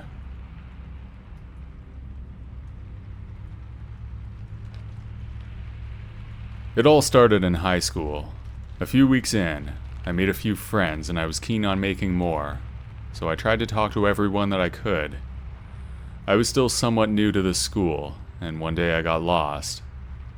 That was when I met a guy who would eventually become my stalker. He showed me around. We had a conversation at first, and I thought he was nice to have as a friend. A week passed, and I had made a few more friends at this point. I wanted to hang out with them as much as I could. I felt a little bad, because my other friend was a bit of a loner, so I invited him to come hang out with us. He didn't talk much at first, but then he started talking more, mostly to me, asking for advice on life. I was happy to help, until he started to ask me some strange things, like to pat him on the head like a dog, and to make him wear a leash. A bit weird, you might say. I passed it off as a joke, and I humored him, something I shouldn't have done, because he started calling me master or mistress. I asked him not to do that. I told him I was uncomfortable with his behavior, but it was apparently too late to fix things. It happened day after day. He started skipping his classes to walk into and get kicked out of mine. He followed me all day, and if I had to go to the restroom, guess who followed me inside? I asked him to stop many more times, but he wouldn't, so I got the school involved. I tried anyway. They had no proof of stalking. I found that kind of strange because many teachers had kicked him out of my classes, but nothing happened. I asked one of my guy friends to help me with some homework one night. My stalker overheard this from around a corner and didn't like who I asked for help. He fought every male I talked to. Some would find this flattering, but I found it annoying. I tried to tell him not to worry and that we were just friends, but his exact wording was, They don't deserve you. They're worthless compared to my master. I tried to get him to stop. I yelled at him. I do feel bad because I was quite harsh, but it was the only way to get through his thick head. I thought I was finally free from that psycho. He finally stopped following me, until one day I found a letter in my locker. In the letter, my stalker expressed his disgust for males and his hate for himself, that he must be evil for his master to treat him this way. It said he must be punished. It was a few pages long, and it was very disturbing. In fact, it was the most terrifying thing I've ever read. Especially because when I finished reading it, I looked up and saw him staring at me from down the hall. He came up to me and opened his phone. He showed me pictures of a cartoon character that had a similar appearance to me, with the same brown eyes and brown curly hair. Then, he gave me a leash for him and asked me to walk him around. At that point, I ran away, up to the office, letter in hand. The principal agreed to step in now that I had proof. The cops got involved, and soon after, a restraining order was put in place. He wasn't allowed within 50 feet of me. About a month later, I was sitting in my room doing some homework when I heard a scratch at the window. I looked over, and to my horror, he was standing just outside my bedroom window. He had a collar around his neck, and a leash was dangling down from it. He was intensely glaring at me through the glass. His face then crooked into a disgusting grin before he licked the surface of the window. Then he ran off. Thankfully, I moved out of that town a month later. But after the nightmare I had that night, I decided to write this down. Being stalked is not romantic or fun. It's terrifying, bone-shaking, nerve-wracking, and the worst thing I've ever gone through. I have no idea how he is or what he's up to. I just hope he got those issues worked out.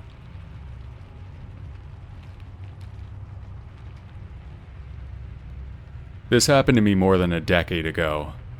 The idea of having a stalker always seemed so far-fetched, like something that only happens in the movies. But then again, I never thought I'd be the type of person to attract that kind of attention.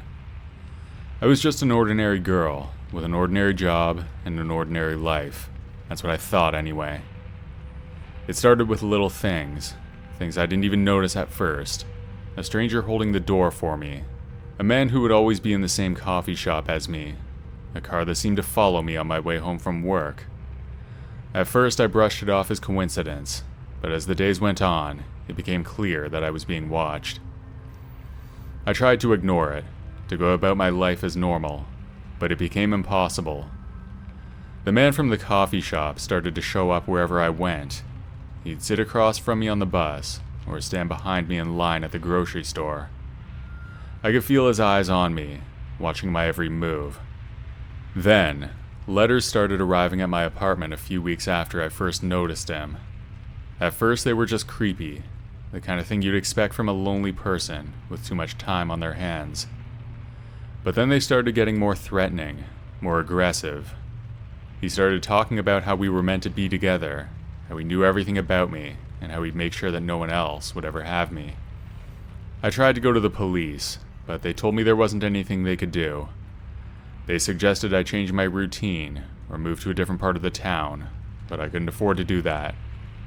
That seems pretty unreasonable anyway. I was trapped, and the man seemed to know it. He'd show up at my work, and wait outside my apartment building.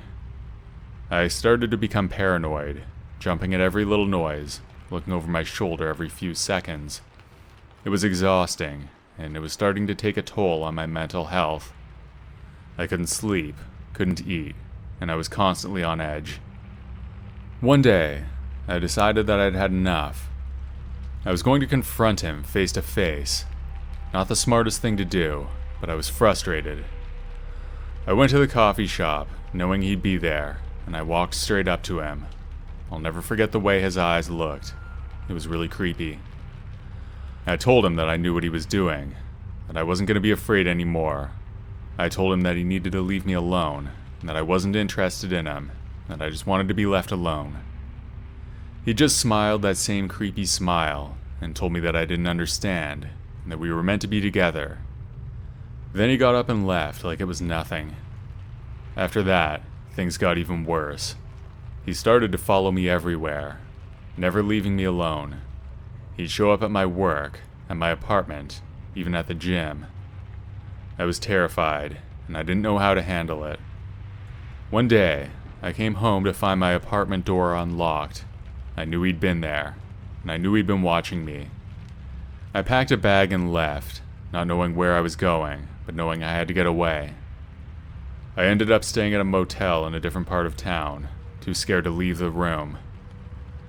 Every time I heard a noise outside, I'd jump, convinced it was him and that he'd found me. It was a miserable existence, and I knew I couldn't keep living like that forever.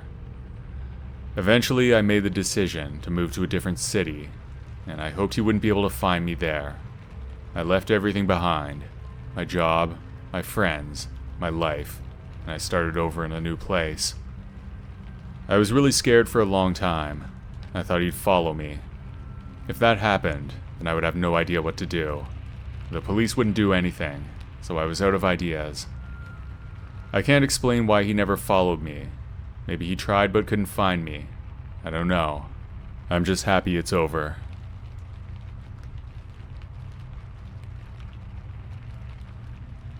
Hi everyone. I'm from the UK, and this happened just last night. I had to go out to pick up my antibiotics. The doctor had them ready for me because I had a chest infection. When I took them, they seemed to help a little. I just felt a little stressed due to some crazies I met that day. I went to another town about 35 minutes away to pick up some new Bluetooth earbuds that I needed and some snacks. I didn't realize it would take me as long as it did. I got back to my town an hour before midnight, and the atmosphere had changed. There were some late revelers out, and some people who had drank a few. I even had a joke with a few people at a beer garden outside. I thought I would give the casino a shot. I had a little money to spare. This casino's in the city area. After talking to the guy who knows me there, I won 7 or 8 5-pound jackpots. That was dope. I won my new earbud money back. I then decided to try the bigger machine, about 20 to 25 cent games.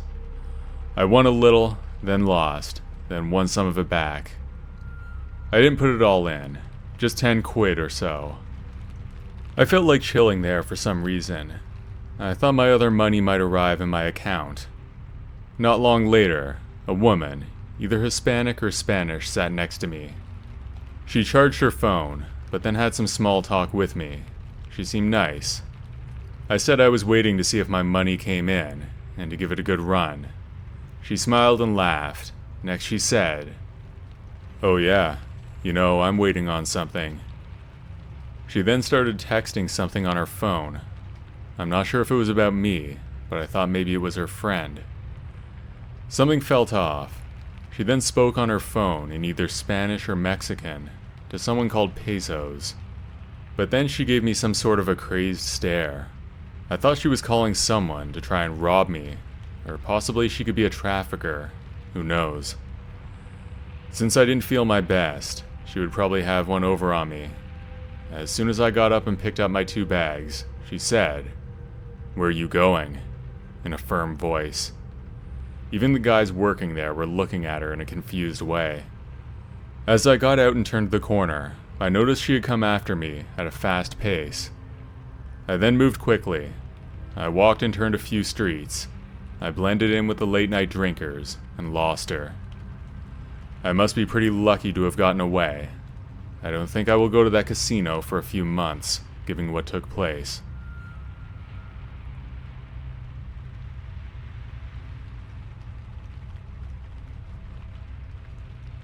This story's about a relationship that I had around 10 years ago, when I was 25. I had met a girl through my friends Andrew, Ben, and Stephanie, and we really hit it off. Her name was Katie, and we had a lot in common, so it wasn't long before we started dating. Our friends were all super happy about that. Who doesn't like playing matchmaker? Things were going really well at first, and it wasn't long before we were staying over at my place a few nights per week. I had a 1-bedroom apartment on the 9th floor of a really nice building. It was a little out of my price range, but I managed to keep up with the rent by cutting other expenses. Having a nice place is and was really important to me. It would also be a little embarrassing to bring a girlfriend back to a hole-in-the-wall apartment like the one I had before this place. On the 4th or 5th time she stayed over, I woke up in the middle of the night with an anxious feeling. I felt like I was being watched, but I sat up and looked around, and there was nothing there. I slumped down against the headboard of my bed and looked down at Katie, who was fast asleep. I figured it must have been a bad dream that I couldn't remember. I would get those sometimes. I'd feel all the anxiety from a terrible dream, but have no memory of what actually happened.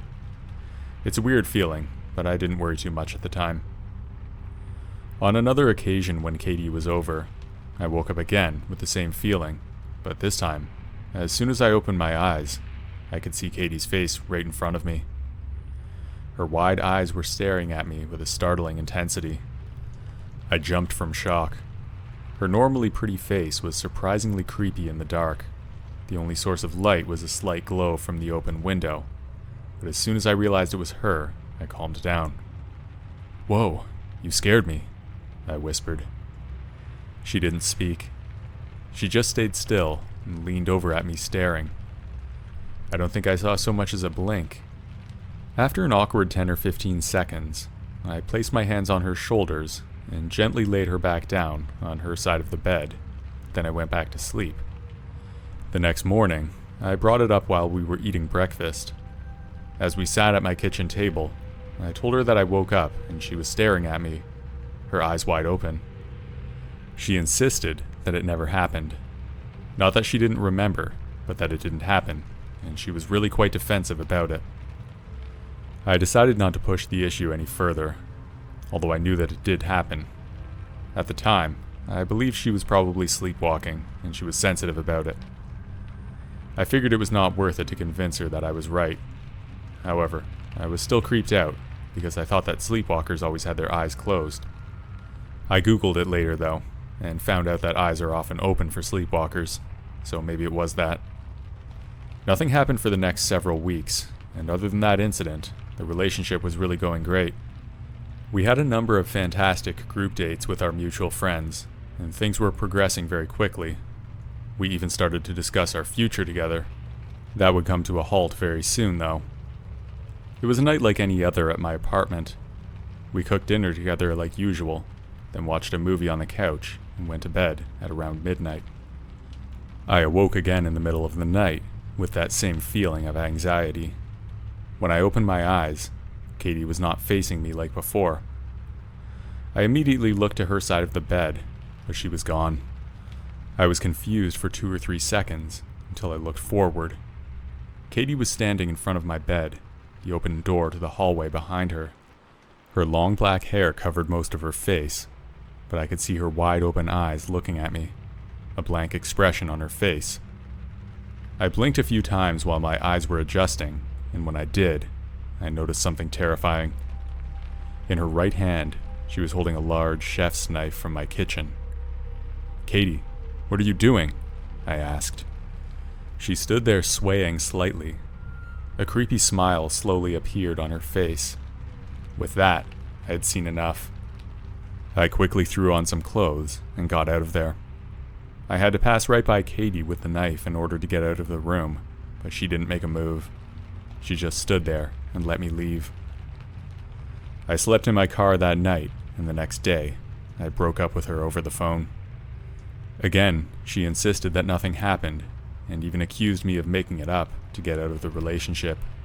And that was the furthest thing from the truth. To make matters worse, she convinced all our mutual friends that I was making it up, and they all took her side. I went my own way and made new friends. I didn't talk to any of them for years after that.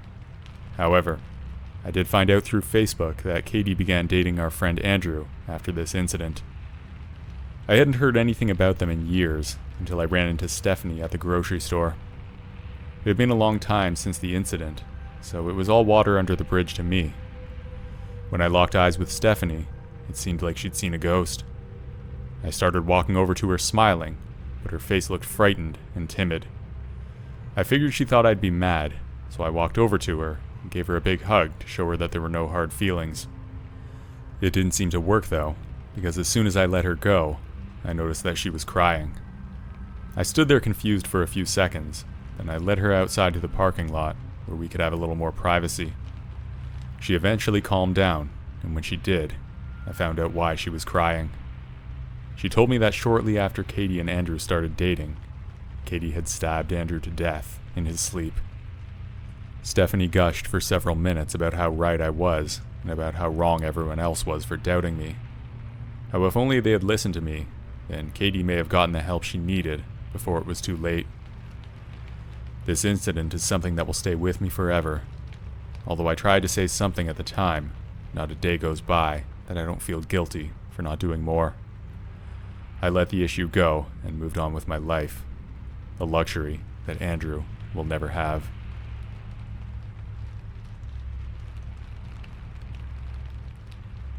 I met a guy named Andre on a dating app a few years ago. I'm 30 now, but I was 27 back then. Andre was 24. He was very handsome, with a great sense of style, straight teeth, and intense eyes. I was immediately attracted to him. Right off the bat, though, I noticed that I was the one doing all the work and carrying the conversation on the app. That was unusual for me, because usually the guy takes the lead, but I kept talking to him anyway. Eventually we met, and the first date went really well. I could tell that Andre was really a shy and awkward guy, though. I was really responsible for driving the conversation, and after we started dating, I was completely planning all the dates. He would never text me first, and I was always the one taking the lead. I was doing really well in my career at the time, and I had recently bought my first place, a small 2-bedroom detached house with a single story. Andre, on the other hand, was not as established, and he still lived with roommates. Because of that, the dynamic in the relationship was kind of like a mother-son to some extent. Not exactly what I was looking for. On a positive note, though, he was really great with my dog Beefcake, who was a purebred English bulldog. I think that a great judge of character is a person who can interact with animals. There are some things that animals can sense in people that other humans can't. That doesn't mean they can't be wrong, though, and this time, my dog was definitely wrong. We had been seeing each other for a few months when I decided to end things. I was feeling unappreciated because he was really not pulling his weight in the relationship. I also sensed a certain level of apathy from Andre, like he didn't really care if we were together or not. That's why I broke up with him. We met at a park near my house and sat down on a bench. I made some small talk at first, then broke the news to him. When I did that, I was shocked by his reaction. He immediately burst out crying like a baby. His face turned beet red as large tears poured from his eyes. His nose was running, and every few seconds, he would make a loud snorting noise. I was expecting the feeling to be mutual, for the reasons I described. It seemed the relationship was not working out on either end, so I was shocked that he reacted the way he did. We sat there for a few minutes while Andre sobbed and begged me to reconsider. That only further cemented my decision. I was done with him, or so I thought. I had moved on, and even went on a few dates. Nothing really worked out, though. After a few weeks, I started getting calls from Andre. He would call me late at night, often crying and begging me for another chance. This guy really didn't have control over his emotions, and with every call, I became more and more repulsed by him. I eventually told him to stop calling me, then I blocked his number and deleted him on all social media. A few more weeks went by, and I thought the whole thing was over. Unfortunately, I was very wrong. One Sunday afternoon, I was home alone, and Andre showed up. He rang my doorbell first, but I tried to pretend I was not home. I had security cameras covering my porch and backyard, so I watched him on my computer screen as he stood there. He gave up ringing after a while, but he didn't leave. I zoomed in on his face, which had a lifeless expression. He wasn't crying or anything, just a stone-cold frown. After a few more minutes, I walked to my front door, where Andre was waiting on the other side. I said, "Go away, Andre, or I'm calling the police." He didn't reply. Then I went back to my computer to watch him on the camera. He looked up at the camera once, then he started pounding on the door with his shoulder. He was trying to break down my door. That's when I decided to call the police. I had no choice. Andre was arrested that day. He spent a few days in jail, but to my horror, he was granted bail. I didn't sleep the night when he was released. Ever since that incident, I had my brother stay over at my house. A few weeks went by with no further trouble, so I thought it might be over, but it wasn't. I woke up one Sunday morning at 6 a.m. and let Beefcake out into the backyard. Then I went for a run. When I came back, Beefcake was gone. At first I figured that he must have squeezed through the wooden fence somehow, so I jogged around the neighborhood looking for him. He wasn't the fastest runner, so he couldn't have gotten far, I thought. After a few hours, I decided to take a break. Like I said, I had a security camera covering the backyard, so I looked at the footage to see if I could find out which way he went. When I watched it, however, I saw something terrifying. Caught on camera was Andre climbing over my fence. Once he was inside, he took Beefcake by the collar and led him through the gate and closed it behind him. That guy stole my dog. I immediately called the police and reported it to them. Andre was quickly arrested again, this time for kidnapping my dog, but the police were not able to get him talking. He must have removed the tracking chip somehow, and he never told anybody what happened to my dog. Like I said before, one of the redeeming qualities of Andre's was that he was really good with the dog, so I'd like to tell myself that there's no way that he would hurt him. I only hope that he had the decency to find a good home for him, but that's far from certain.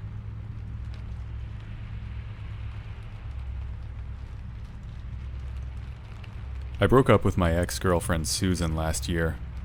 We'd only been dating for a few months, but even in that amount of time, there were a number of red flags, which were the reason that I decided to end things. One time I caught her looking through my phone, even though it was locked with a password. I figured she must have looked at it when I was entering it one time, and remembered it so that she could unlock it later. Also, some of my friends would say that she would ask some really strange questions about me. Things like where I was and what I was doing on particular days. These incidents, among others, were the reason that I decided to end the relationship. When I told her, she didn't scream or cry or anything like that. There was just a cold look in her eyes, like she was staring daggers at me. It was a really creepy thing, but I figured it would pass, so I moved on with my life. I had an apartment to myself at the time. It was on the second floor of an older building, which was 3 floors total and made of red brick. I would guess that it was at least 100 years old, and it was just outside the downtown area. There was an older intercom system that people could use to buzz guests in. I think that part of it was from the 90s or something, because it didn't connect to our phones like newer ones do. It was a speaker box on the wall. Even though you weren't supposed to let random people in, most of my neighbors would just buzz anyone up who rang. A few weeks after the breakup, I started noticing a strange feeling in my apartment. It was like there were things that were out of place. I'm a very tidy and organized person, so if something is wrong, then I notice right away. It was mostly small things, like the door to my bedroom was open, even though I always close it. And even small things like that my towel in the bathroom was shifted over slightly on the towel rack. I know it sounds minuscule, but I really pay attention to stuff like that, and it was making me feel uneasy.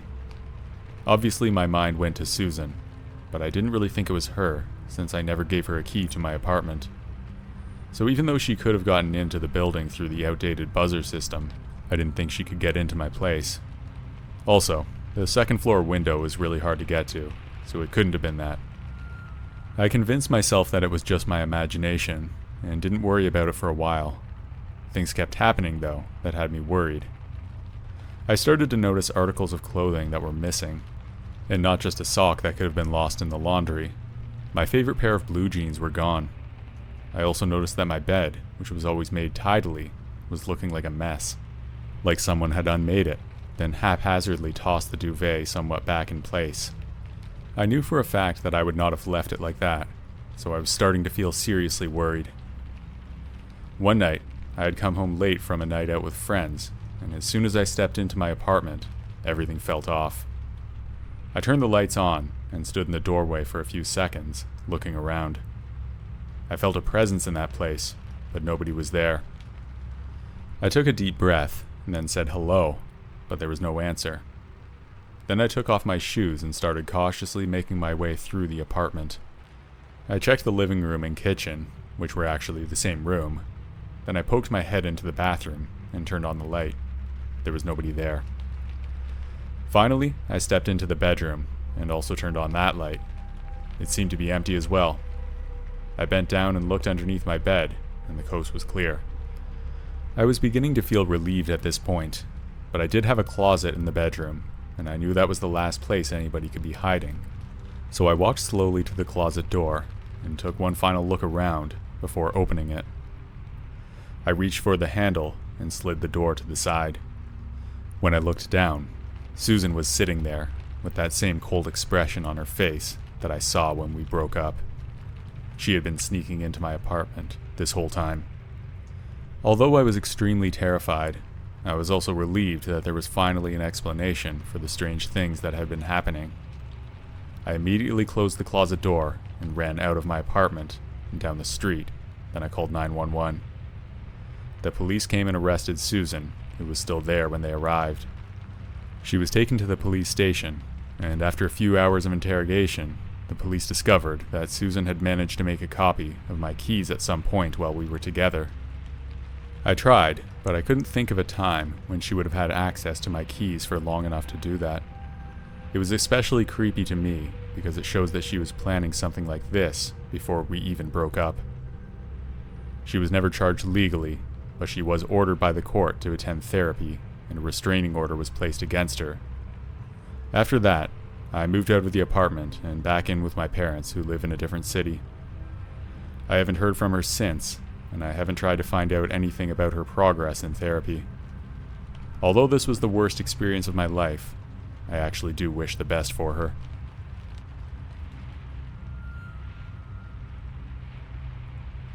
I'll start this off by saying that at the time of this incident, I was 10 years old. This was about 30 years ago, and I've only explained this situation to my mom. I didn't tell her until many years later. I'm ashamed of my actions because I knew better. I was in the 4th grade.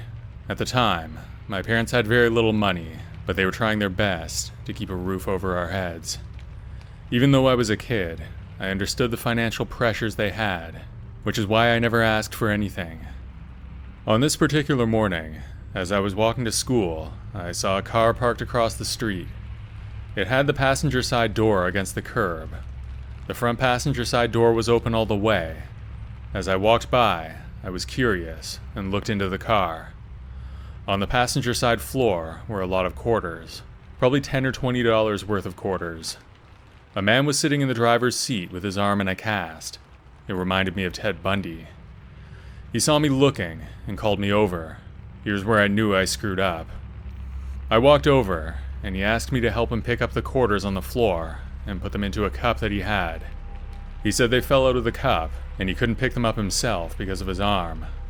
I thought if I helped, he might give me a couple of quarters. Again, I was a kid, and we were really poor. I just wanted a couple quarters so I could get a soda from the vending machine at school. So I helped him pick up the quarters and put them in the cup. I was kneeling on the sidewalk, half in and half out of the car. I remember looking behind me and seeing mothers walking their kids to school. A couple of them looked frightened for me, but kept walking, bringing their kids closer to them as they passed by. I finished picking up the quarters, and the man said, My, what a good helper you are. How about you hop in the car, and I'll take you to get some ice cream. It was 7 o'clock in the morning, and he wanted to take me for ice cream? Yeah, not likely. He began to reach over to grab my arm. He tried to pull me in, but at that moment, a voice as clear as day told me, Get up and get out of there. Go to school. I knew immediately what that voice was, who it was, and you don't hesitate when you hear that voice. You just do what he says. For me and my belief, I can say with certainty that it was God. It wasn't the only time I'd heard that voice either, and I knew it was him. I understand others don't believe, and that's okay. I'm not telling this story for my beliefs, but it is the reason that I wasn't abducted that morning. Once I heard his voice, I stood up and told the man I needed to go, and then I ran to school. I could hear the man calling out and saying that he'd give me some quarters if I went back to him. It didn't work. I went to school without a word or a look behind.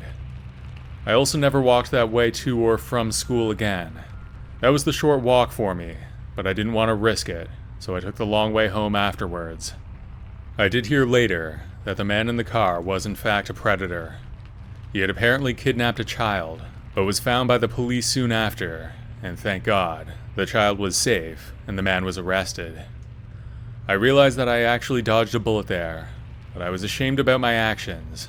I was being greedy and placed myself in danger of being abducted, and who knows what else could have happened to me. I often wonder why God intervened for me, but not for other children. There are many who have been through much worse than me, and some lose their lives because of it. Why did he do that for me? I'm no one special. I won't know all the answers, but I do know that I never did anything like that again. I had and still have a great deal of mistrust for people, even people I personally know. I try to keep them at arm's length. I've been through some traumatic situations ever since I was a little girl, so it's very difficult for me to be open and trusting of people, especially men. Lessons are learned, and I certainly learned that lesson. I was not stupid. I had common sense, and I knew about stranger danger. My parents taught me. I often can't believe that I put myself in that situation for a couple of quarters. I'm not stupid, but I did make a stupid choice, one I never made again. I can't even imagine the fear that child felt with that man, but I'm glad the child was rescued and the man was arrested. I hope he'll never be able to do that again.